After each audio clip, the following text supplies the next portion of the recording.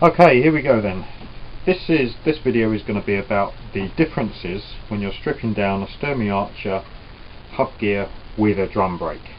Now this is a Sturmey-Archer AB dating from about the year 2000, and essentially what it is it's an AW hub with basically a BF 90mm drum brake. So the procedures are exactly the same as before. Remove the sprocket and the circlip and all the gubbins from the drive side, which is the right hand side. Turn it up, place it in a vise, and then operate the brake lever so that you've locked the brake plate against the brake drum, and then undo the outer lock nut.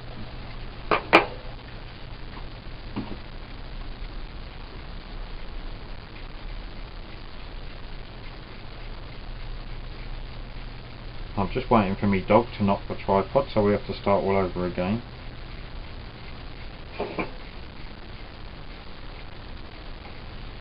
And place that down on the bench. Then lift off the washer and the cone adjuster, and I'll tell you about the cone adjuster later. And the washer has got a shaped hole for the shape of the axle so it doesn't spin round when you tighten up a lock nut, and that again is just a shaped hole that goes over this cone underneath. So place those down on the right hand side. If you want to place them in the order they come off, then put them over on the left by all means. And then basically just lift out the brake plate.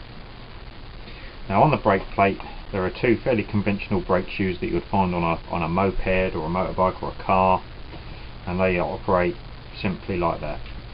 Now these don't need any lubrication other than you might want to just press that all the way apart and just put a little bit of copper grease on this actuator here and on the back side there, and maybe even in the pivots there if you haven't got a circlip holding it on. The older ones do just have nuts and stuff like that. So that's all you need to do with that, and then you can place that down out of the way, and then from that point onwards everything is fairly conventional. What you can see in here is the back ends of a Sturmey-Archer drum, and I'll get another one just to show you.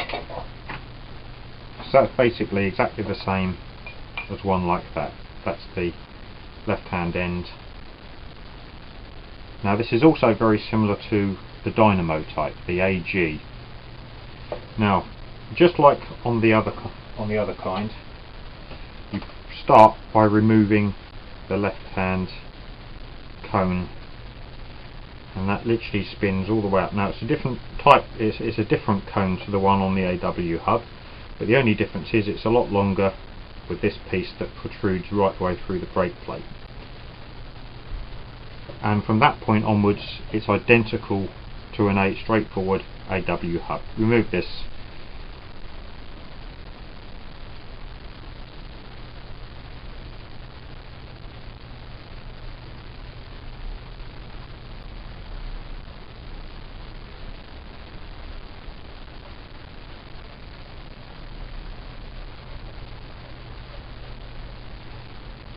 Now that's all nice and greasy, and literally what you next need to do, just like on the AW hub, is loosen the boring, and you want to give that a few what we'll call precision taps with a hammer and a punch. And of course my punch and my hammer happen to be entirely in the wrong places, so we need to spin it round, and we need to undo it, which is anti-clockwise, and I'm working back to front today. This one's been on a lot of years. This is a brand new hub that's never actually been used, so everything is nice and stiff. And just like the AW, just unwind it from the hub, and it all comes out in one lump. So it's all the stuff that you recognise from the video on the AW hub, and the procedures would be exactly the same. Now it doesn't look as deep in there, and indeed it isn't. Slightly more compact, but exactly the same principles all the way through.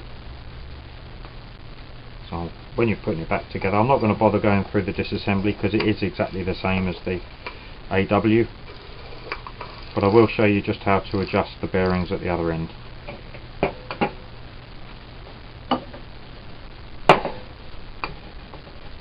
And give it a few precision taps to get that all locked up nicely.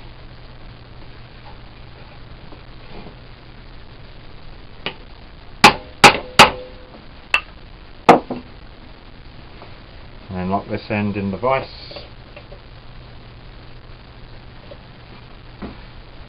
Start off by winding down the cone.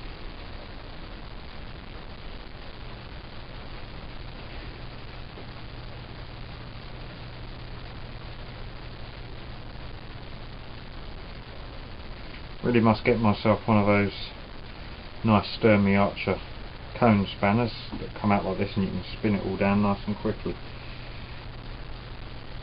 But the reason I'm not using all of those fancy Sturmey-Archer tools is I want to do as much as I can with just tools that you're likely to have laying around in your workshop. So we wind it down, and then just like the AW hub, we unwind it a bit, feel the play, and just turn it gently until all that play is taken up. Now, one thing that is a good idea is you want everything in here to be completely dry and completely free of grease. So give it a good clean around with a dry, clean cloth and get it all nice and shiny. So with the right hand end in the vise, drop the brake plate down until that cone protrudes through. Now you've got to get all of this at just the right angle, because obviously in your frame this axle is going to stay at one position, and you want your torque arm to be in just the right place, but you'll have to get used to your own on your particular bike. Now drop down this cone adjuster and it will sit over the end of the cone. Then put the washer on and spin down the lock nut. Big lock nut on this one because it's acting as a spacer as well.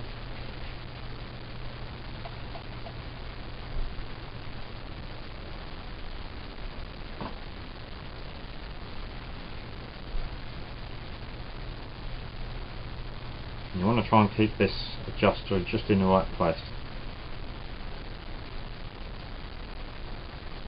Okay, so we can turn that adjuster just to adjust the play in our hub until we get it just how we want it. And then to centralise the shoes, again you need to actuate the brake, and then you can tighten up that lock nut. And that's it. When you release, that will be central. The brake plate won't move in relation to the axle, but the hub will spin nice and freely. And that's basically the only differences between stripping an AW and an AB, or any Sturmey-Archer with a built-in hub brake. Job done.